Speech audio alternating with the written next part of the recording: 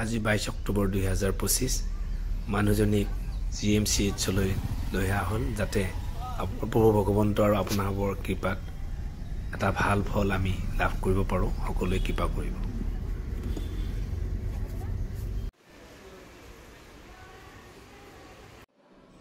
বহু অপেক্ষাৰ অন্তত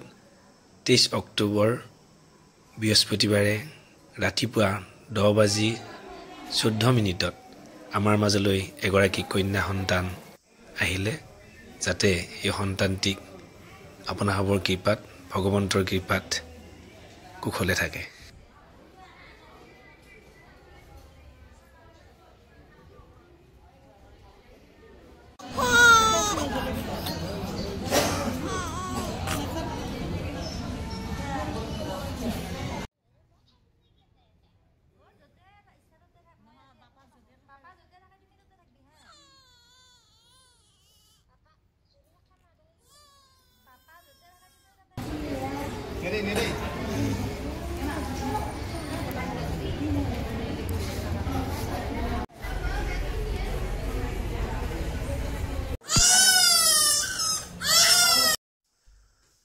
আমি চিকিৎসালয়ত থকা সময়ছোৱাত আমাৰ শুভাকাংক্ষীসকল আহি যে আমাৰ ওচৰত থিয়া হৈ এষাৰ মাত দিলে প্ৰতিগৰাকী শুভাকাংক্ষীলৈ আমাৰ তৰফৰ পৰা আন্তৰিক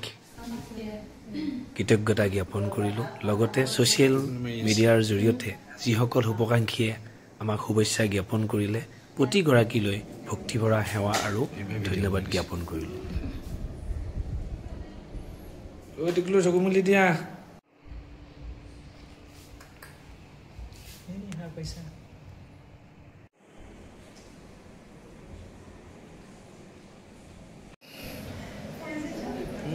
মামা গলাত কান্দি দিব লাগে মুতি দিব লাগে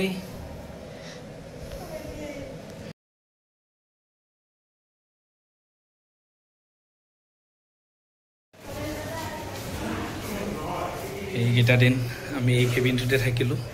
GMCৰ 4 নম্বৰৰ আমাৰ কাহিনী বিভাগৰ আৰু আজি টোপোলা বান্ধি লগতে আমাৰ মাইনাটোক লগত লৈ আমাৰ ঘৰলৈ যাব ওলাইছোঁ এই মাইনা এতিয়া বৰ্তমান টোপনি গৈ আছে আমাৰ আছে লগত এইকেইটা দিন থাকিলেও কিছু অসুস্থ হৈছে আৰু ভগৱন্তই যাতে কৃপা কৰে কম দিনত সুস্থ কৰি দিয়ে মানুহজনীক এই টোপোলা লগতে এটা দিছে জননী সুৰক্ষাৰ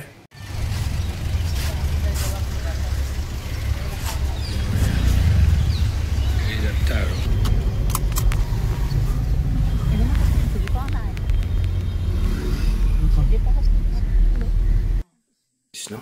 ভগৱন্তৰ কৃপাত ভালে কুশলে আহি নিজৰ ঘৰখন উপস্থিত হৈহি আৰু মাইনাজনীক আদৰি নিছে মা লগতে আমাৰ খুৰীহঁতে এয়া আমাৰ গৃহ কৃষ্ণ আমাৰ ঘৰত প্ৰথম পদাৰ্পণ কৰিছে দেই আমাৰ বেটিয়ে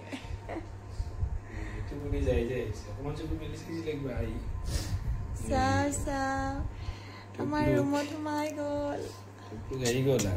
টোপনি পুৰা টোপনি